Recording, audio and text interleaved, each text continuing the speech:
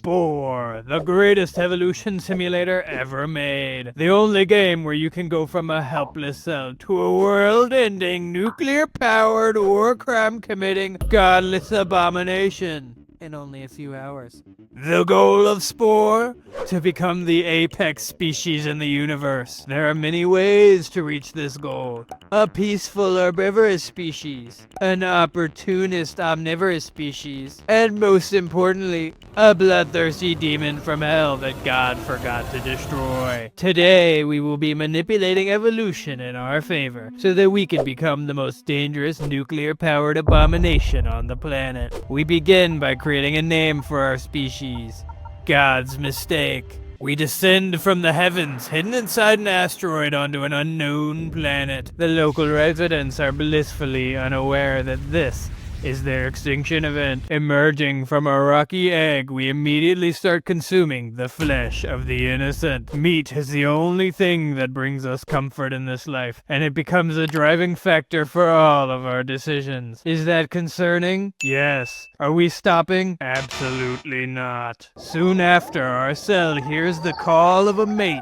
Thus begins the journey into our truest form. God's mistake adopts a more menacing appearance to scare local children. But perhaps more importantly, we have developed our first weapon, spikes for decimating our prey. Making quick work of the local wildlife, God's mistake begins to grow larger. It soon sprouts new fins and a poisonous gland on its head, warning predators of their oncoming demise. Finally, after surpassing all the other cells, we become an apex cellular monstrosity with a brain. With a power like never before, we focus all of our efforts into world domination and move onto the land. We transcend our unicellularity and leave the ocean for good. This marks the beginning of the creature stage. The creature stage allows us to make a new home on the land and begin to develop more complex features. Many changes occur during this evolutionary leap, allowing us to truly take on the name of God's mistake. This horrible monstrosity has but one goal: to eradicate all remaining life on the planet as violently and painfully as possible. Soon after, we find another species, Chokongi. This of course enrages us, and we bring them to extinction in a matter of minutes. We attempt to bring the Pigglevic to the same fate, but bite off more than we can chew. The Pigglevic nearly brings us to death and chases us away from its home. We are nearly killed, but luckily make it back to our humble abode. Nearly starving to death, we discover a pack of short stackle, delicious little creatures made of the jelly from inside of donuts. With our bellies full of jelly-filled bliss, we bring forth a new generation of children that will haunt the world for millennia. A destructive creature with the ability to spit acid, bash skulls, and concuss foes like professional football players. This marks our rise as an apex species. With our new abilities, nothing stands a chance in our way. We eradicate much more of the remaining life on the planet. Is it the prettiest apex species on the planet? Of course not. But why be pretty when you're always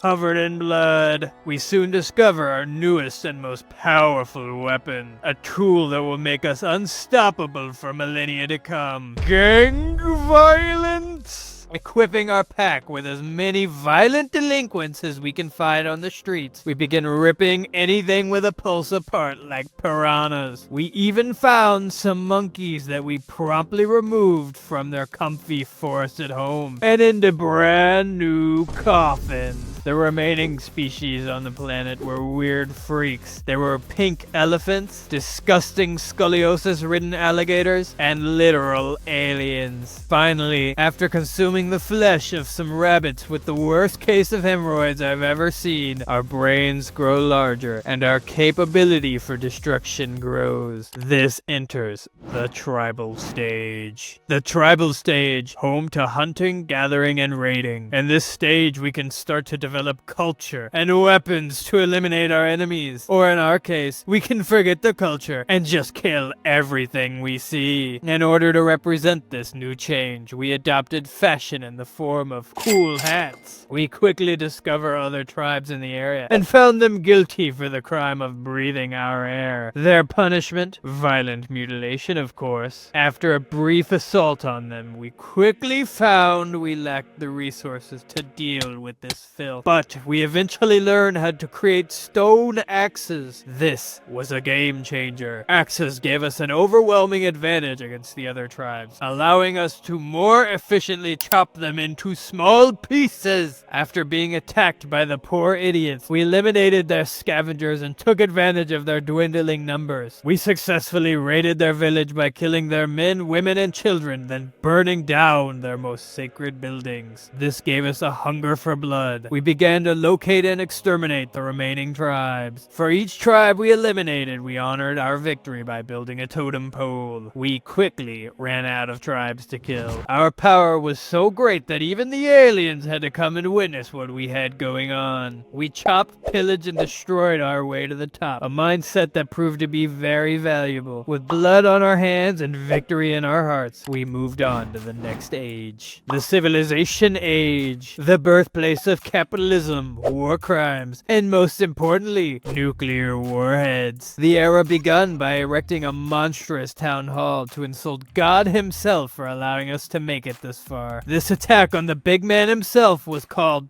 God's Folly. Our first war crime was the invention of Death Incarnate, a tank equipped with enough weapons to destroy a small country. Our people graciously rejoiced in the brilliance of such a device, knowing our enemies would know only a slow, painful death. Our capitalist society quickly developed with the creation of the slave industrial complex, a factory with the sole purpose of poisoning the air, decked out with a sick CEO penthouse at the top. To prevent revolution, we allowed our citizens to hang out near the abandoned overpasses, under government supervision, of course. Finally, our industrial empire reached its peak by creating a cramped apartment complex to maximize factory output by fitting as many slaves into it as possible. We quickly began collecting spice, a highly valuable natural resource used in the creation of mind-altering chemicals that the ultra-wealthy use to control the lower class. The spice mines we founded had put us greatly ahead of the other cities, allowing us to completely dominate the competition. We soon found our first combatant. They had taken one of our unclaimed spice mines. We politely removed their equipment and them from the planet. After capturing their city, we had the ability to create a boat, which we promptly named Tsunami, in reference to the havoc we would bring to our enemies' coastal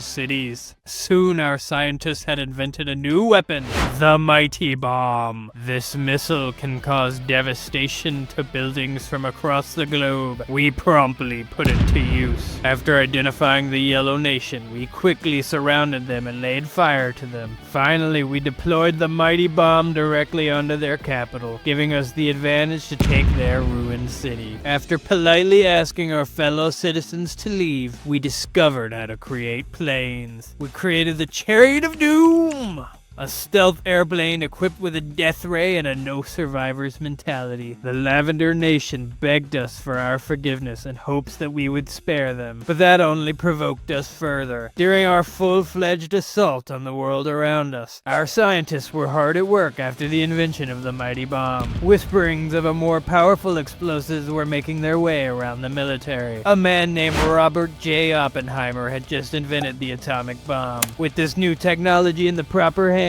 we ended the war that we started by dropping a nuke on all the remaining cities on the planet. The global devastation rang across the world. A somber tone filled the air. Our enemies fell and nobody left to fight. And this somber era of victory, we recalled our origins from space. We vowed to take off into the galaxy in search of a new conquest, in hopes to destroy any alien life and replace it with our own. Just as we had begun our journey in space, we too would finish it there. We started as a small, helpless single cell, barely capable of surviving, and finished it a godless abomination with nuclear power and the means to end the universe. But could this fate have been avoided if we had just eaten our vegetables?